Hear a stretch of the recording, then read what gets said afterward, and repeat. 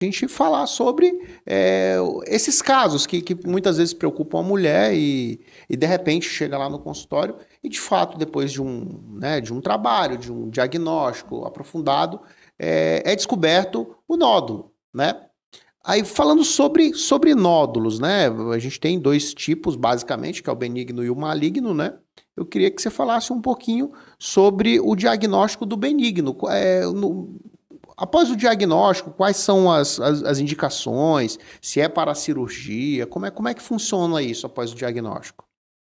Então, a primeira fase, que seria a fase da consulta, a gente examina a paciente, tem alguns exames que a gente solicita, e através de todas as características, a gente consegue ter uma prévia de mais ou menos se é um nódulo suspeito ou se é um nódulo benigno. Quando a gente tem na avaliação clínica aquelas pacientes mais jovens, pacientes que não têm muito histórico familiar, que apareceu repentinamente um nódulo no ultrassom, por exemplo, e o nódulo é um nódulo abaixo de 2 centímetros, nódulo pequeno, característico benigno, a gente pode acompanhar sem problema nenhum. Então a gente faz um acompanhamento durante 2 anos, de 6 em 6 meses, depois essa paciente começa a ter acompanhamento anual. Agora, quando é um nódulo que a gente vê que tem a característica de benigno, que a gente vê que tem um crescimento, que os nódulos benignos também podem crescer. Entendi. Tem nódulos benignos que chega a até 10 Ô, centímetros. louco, nossa, é grande, Fica hein? até maior que a mama. 10 centímetros maior do que uma laranja, né? Maior que uma laranja. Existem alguns nódulos que ultrapassam o tamanho da mama e são benignos. Então, Nossa, que pode coisa, né? crescer. Aí a gente tem a opção de fazer o tratamento cirúrgico, até para fazer a retirada dele, no estágio um pouquinho menor, para também não deformar a mama, que a mama a gente sabe que é um órgão que representa muitas coisas, né? Representa amamentação, sexualidade, é uma estrutura complexa, Nobre, né? Dá uma nobre. nobre, exato, não. Então a gente já vai acompanhando, se a gente observa, não, está crescendo, deu uma crescida, vamos optar pelo tratamento cirúrgico, é uma cirurgia menor, acaba retirando, né, resolvendo o problema ali. E o nódulo benigno, ele tem uma coisa um pouco, não é ruim, mas algumas vezes é uma tendência genética do paciente ter, então às vezes tem vários nódulos, ou Uhum. tira um, depois aparece o outro. Mas o mais importante de tudo é a gente saber que é um nódulo benigno e o acompanhamento que a gente faz ali com as pacientes ali na rotina ali a cada 6 meses. Então, tá sempre ali junto com a paciente. Uhum. Basicamente, doutor, a formação, o nódulo, ele é formado por quê? Que tipo de tecido que forma o nódulo? O nódulo ele pode formar por vários tecidos. Ele pode formar pelo próprio tecido glandular. A gente tem um nódulo muito comum que é o fibroadenoma, que é um nódulo benigno que cresce do próprio tecido glandular. A gente tem um nódulo formado pelo tecido de gordura, que a mama também tem tecido de gordura. A gente tem um nódulo que pode ter entremeado de gordura com tecido, Que coisa, né? com tecido glandular, né? E a gente pode ter os nódulos dos próprios vasos sanguíneos, dos nervos, né? Das mamas, do tecido conjuntivo. Então ele pode ter diversas origens ali do tecido Que é- da mama mesmo, né? a origem, basicamente, pode ser genética ou dependendo de alguma condição que a paciente passou durante a vida, pode ser por conta disso Pode daí. ser também. A grande maioria dos nódulos é uma tendência genética, os benignos. Então é um genezinho que a paciente tem a tendência ali que pode acontecer de ter o nódulo. Ou também existe nódulos relacionados a fatores externos.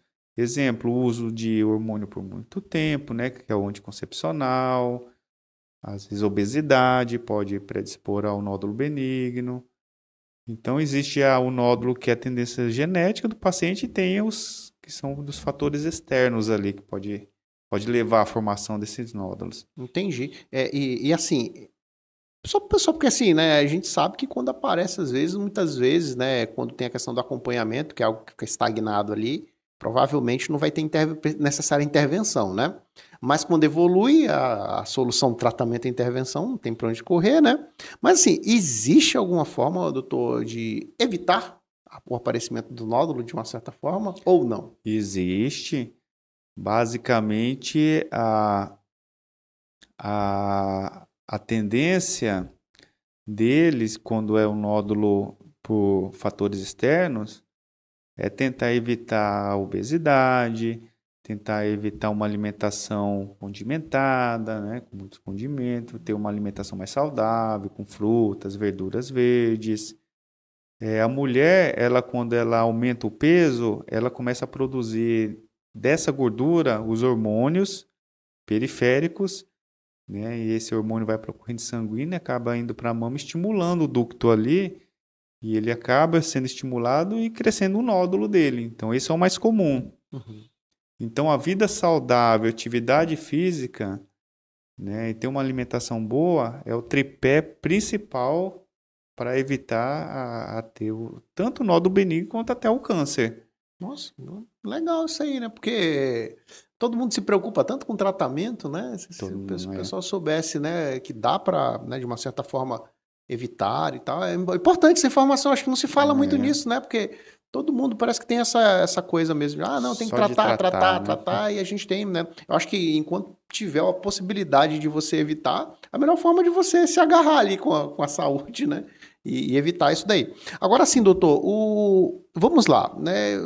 Digamos que a pessoa é acometida, né, por um nódulo, né? E aí, né, ali no diagnóstico é descoberto que existe algo maligno. Como que procede a partir daí? Como é que é a rotina de vocês com um paciente que é diagnosticado, né, com nódulo maligno?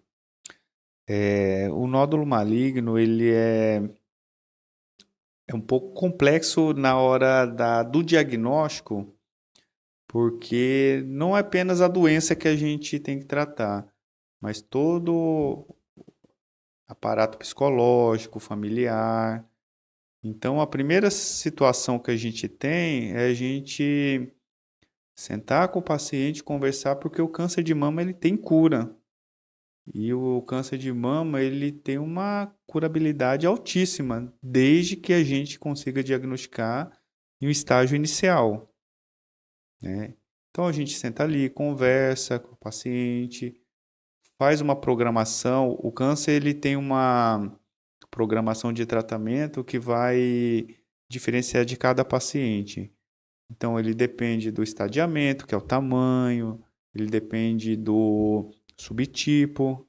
Então, a gente não tem só um câncer de mama. Uhum. A gente tem um câncer de mama, mas com vários subtipos. Então, a gente precisa desse fator. E a partir daí, em conjunto com tudo isso, a gente conversa com o paciente e trata uma linha de tratamento para ela. Então, o tratamento ela pode começar pela cirurgia, depois vai para a quimioterapia e depois vai para a radioterapia. Uhum. Alguns cânceres iniciais, que é o que a gente mais trabalha para tentar diagnosticar o câncer inicial, o tratamento é muito mais simples. Muitas vezes ela só opera e no máximo faz uma radioterapia.